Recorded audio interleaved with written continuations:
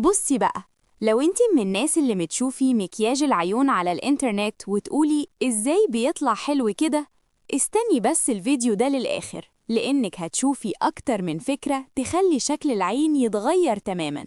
وفي الآخر هقولك كمان حركة صغيرة جداً بتخلي العين تبان أجمل بكتير، أغلب البنات ما تعرفهاش أصلاً. يلا نبدأ. أول حاجة لازم تبقي عارفاها إن مكياج العيون مش لازم يكون صعب.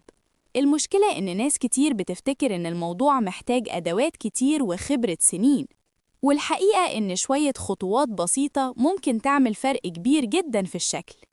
تاني حاجة مهمة، الهدوء. أيوة، الهدوء. لأن في بنات بتعمل مكياج العين بسرعة كأنها بتجري تلحق الأتوبيس، وطبعاً النتيجة بتكون مغامرة فنية غريبة شوية. خدي وقتك كده واشتغلي بهدوء، وهتلاحظي إن الشكل بيطلع أنعم وأجمل بكتير.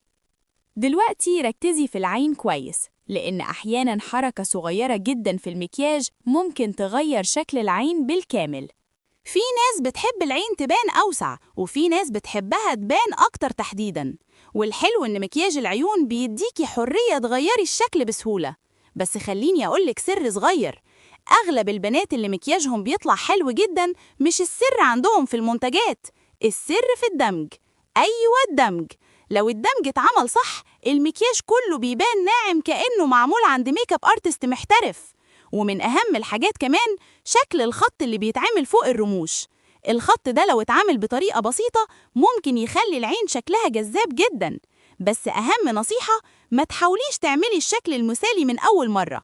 حتى الناس اللي بتعمل فيديوهات مكياج طول الوقت غالبا بيعدلوا الشكل كذا مرة قبل ما يطلع بالشكل النهائي. فلو احتجتي تعدلي عادي جدا. نيجي بقى لمرحلة الرموش، وهنا بصراحة بيحصل السحر الحقيقي. مجرد ما تتحط الماسكارا العين فجأة شكلها بيتغير تماماً. بس خلي بالك، لو اتحطت كمية كبيرة مرة واحدة ممكن الرموش تلزق في بعض، وساعتها العين شكلها يبقى درامي، بس مش الدراما اللي احنا عايزينها.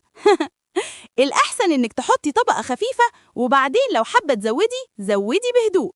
ودلوقتي نرجع للحركة الصغيرة اللي قلتلك عليها في أول الفيديو. الحركة دي بسيطة جداً، لكنها بتفرق جداً في شكل العين.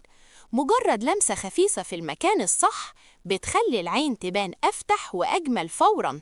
عشان كده دايماً التفاصيل الصغيرة في المكياج هي اللي بتعمل الفرق الحقيقي.